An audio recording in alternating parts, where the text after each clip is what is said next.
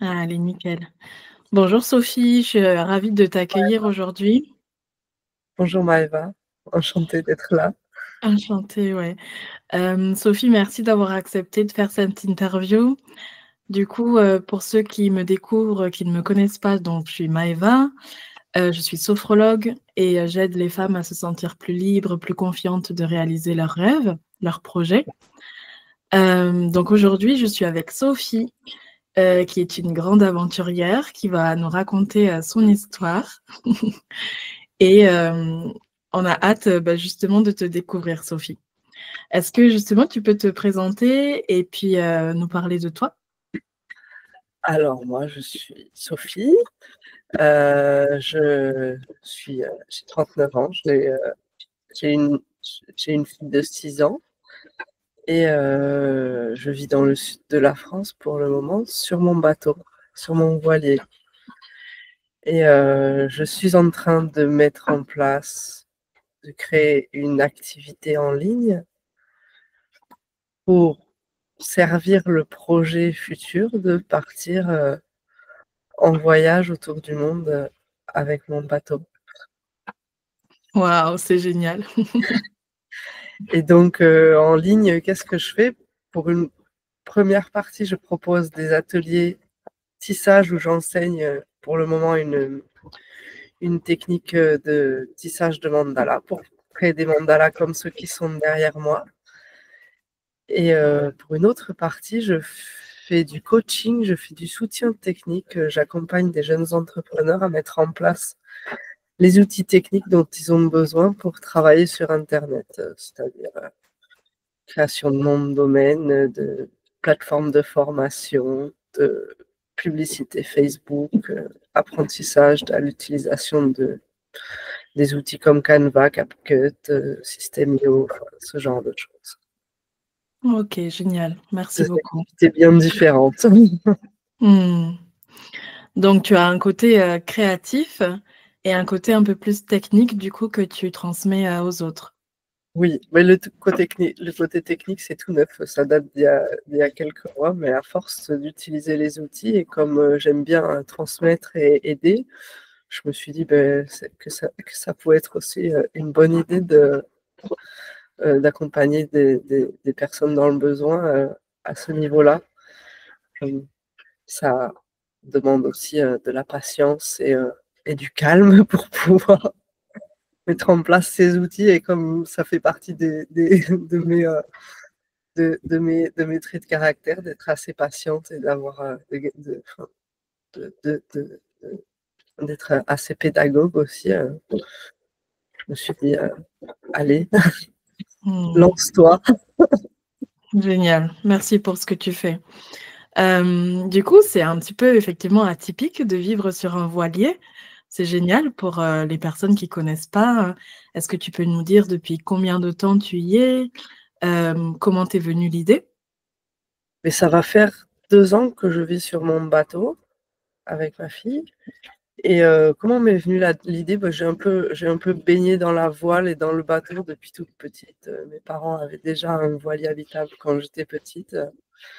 J'ai grandi en Guyane française. Waouh! Et donc, la mer et le bateau ont un peu toujours fait partie de ma vie. Et c'était une promesse que je m'étais faite, que si j'avais un enfant, eh ben, elle grandirait sur un bateau. Donc voilà, le jour où j'ai appris que j'allais avoir un enfant, mais j'ai acheté un bateau. Tout simplement. Et depuis, je poursuis le projet. Bon, ça prend un peu plus de temps que prévu. Les choses ne passent pas forcément aussi rapidement qu'on le voudrait, mais je lâche rien. Petit à petit, je fais les pas, les uns après les autres. Ok. Justement, c'est la question que je voulais te poser. Quand tu as un projet, une envie, comment est-ce que tu pourrais décrire ton processus à l'intérieur, dans ta tête, dans ton corps, comment ça se passe, de l'idée jusqu'à la concrétisation du projet?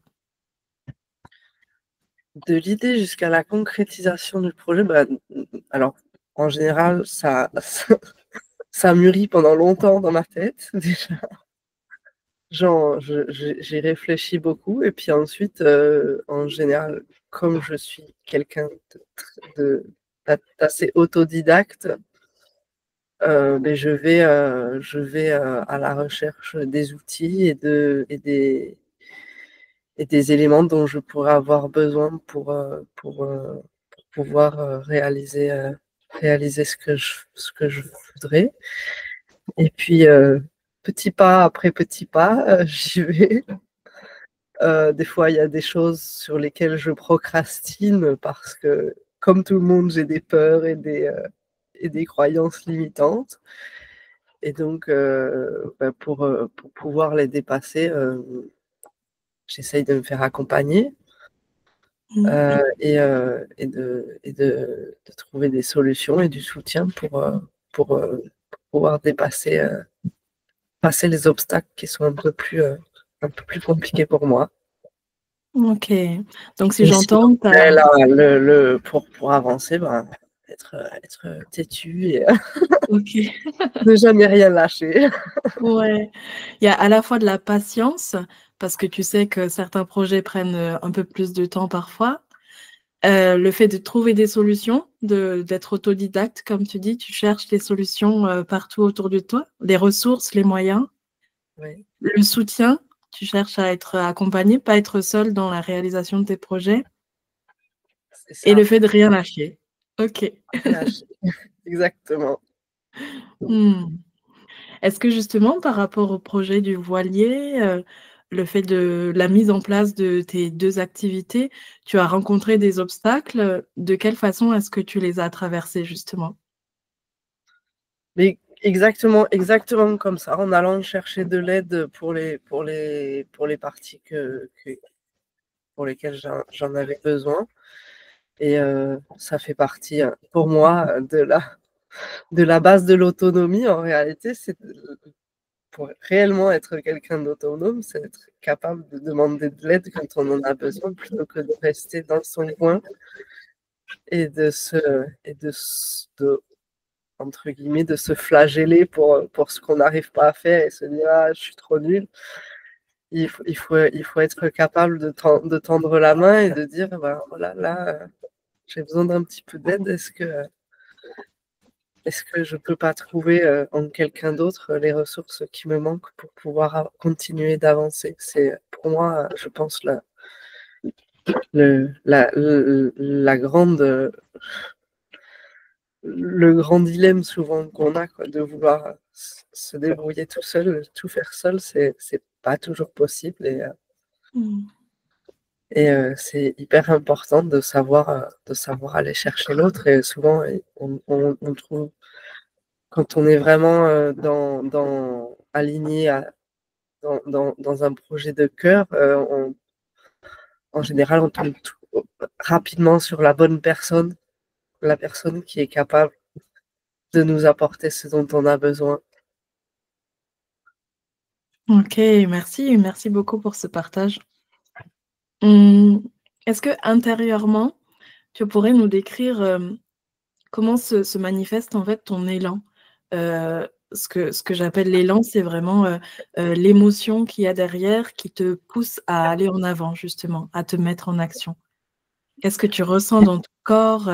Est-ce que c'est plutôt de l'excitation quand tu as une nouvelle idée, quelque chose, comment ça se passe à l'intérieur? Oui. Comment ça se passe? Mmh, je réfléchis. Heu,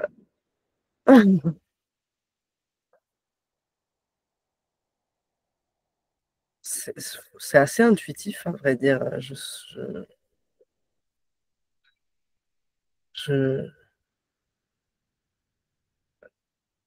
ça reste longtemps à à dans ma tête à faire des tours et des tours et des tours, jusqu'au moment où je dis: «Bon, c'est bon là, j'ai assez réfléchi, j'y vais quoi».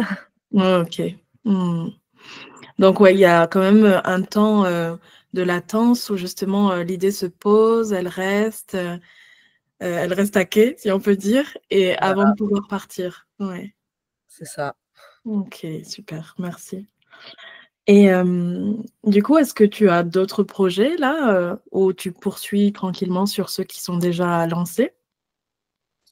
Je poursuis. Je pense qu'il Mmh. y a j'ai déjà beaucoup de choses qui sont en cours, mais oui, j'ai un projet que je voudrais mettre en place le jour où j'aurai pris le départ, OK.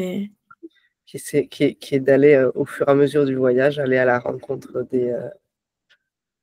des artisans et des savoir-faire ancestraux que que je pourrais rencontrer entre les mains des personnes qui seront sur mon chemin et dans les pays que je vais visiter. Ouais, génial. D'être en lien du coup avec l'humain et ceux qui partagent, tes passions. Voilà, c'est ça. Génial. Et du coup, on va terminer, tranquillement cette interview.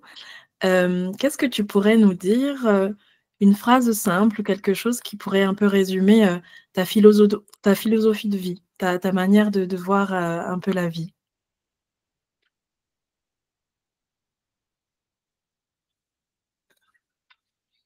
Mmh, qu'est-ce qui pourrait me venir là?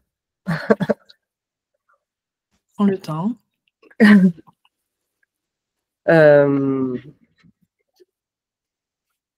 mais c'est plus ou moins ce que j'ai déjà dit, que quand on a un projet qui est aligné avec le cœur, il faut ne rien lâcher et petit pas, y aller, même si on a l'impression que le sommet de la montagne est très loin. Heu, un pas après l'autre, on finit toujours par y arriver. Mmh, merci beaucoup. Je vais retenir cette phrase. Un pas après l'autre, on finit toujours par y arriver. Merci beaucoup Sophie. On te souhaite vraiment le meilleur pour tes projets et puis du coup, à bientôt. Merci, à Mmh. bientôt.